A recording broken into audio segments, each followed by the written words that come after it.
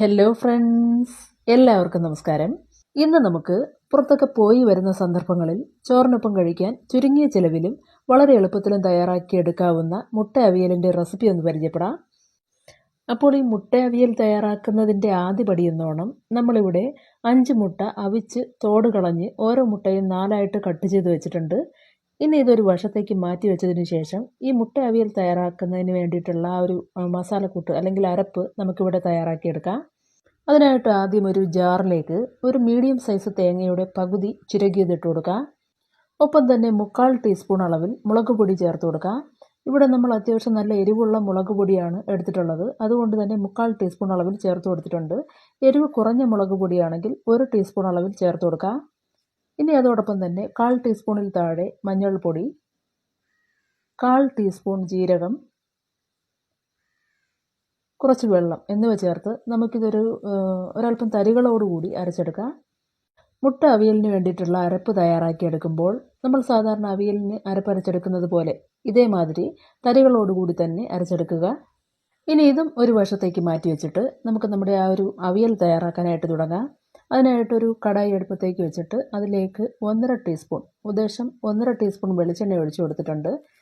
ഇനി ഈ വെളിച്ചെണ്ണ ചൂടായി വരുമ്പോഴേക്കും 1 ടീസ്പൂണിൻ്റെ 1/3 ഭാഗം കടുകിട്ട് പൊട്ടിക്കുക. കടുക് പൊട്ടിത്തിരുമ്പോഴേക്കും അതിലേക്ക് 2 ചെറിയ ഉള്ളി ചെറുതായിട്ട് അരിഞ്ഞതിട്ട് കൊടുക്കുക. ശേഷം ഇതൊന്ന് മൂത്ത് ചുവന്ന് വരുന്നത് വരെ തുടരെ ഇളക്കി നമുക്കിതൊന്ന് മൂപ്പിച്ചെടുക്കാം. അങ്ങനെ ചെറിയ ഉള്ളി ഏകദേശം ഒന്ന് മൂത്ത് ചുവന്ന് വന്നിട്ടുണ്ട്. ഇനി ഇതിലേക്ക് 2 ഉണക്കമുളക് 2ആയിട്ട് കട്ട് ചെയ്തതിട്ട് മൂപ്പിക്കുക.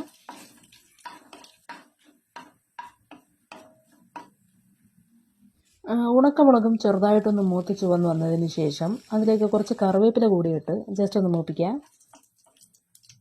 അങ്ങനെ ഈ ചേർത്ത് കൊടുത്ത ചേരുവകളെല്ലാം തന്നെ അത്യാവശ്യം മൂത്ത് വരുമ്പോഴേക്കും ഇതിലേക്ക് നമ്മൾ നേരത്തെ അരച്ച് മാറ്റി വെച്ച അരപ്പ് ഇട്ട് കൊടുക്കുക.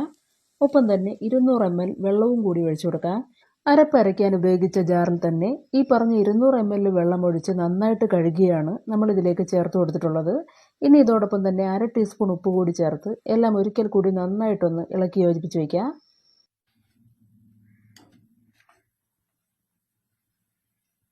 അങ്ങനെ ഇവിടെ അരപ്പ് നല്ലതുപോലെ തിളച്ച് തുടങ്ങിയിട്ടുണ്ട്.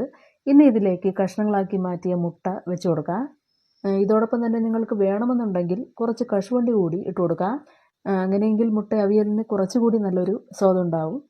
മുട്ട എല്ലാം ഇതുപോലെ വെച്ച് കൊടുത്തതിന് ശേഷം പാത്രം അടച്ചു വെച്ച് തീ മീഡിയം ഫ്ലെയിമിലേക്ക് മാറ്റി നമുക്ക് ഈ അരപ്പ് നന്നായിട്ട് തിളപ്പിച്ച് വറ്റിച്ചെടുക്കാം.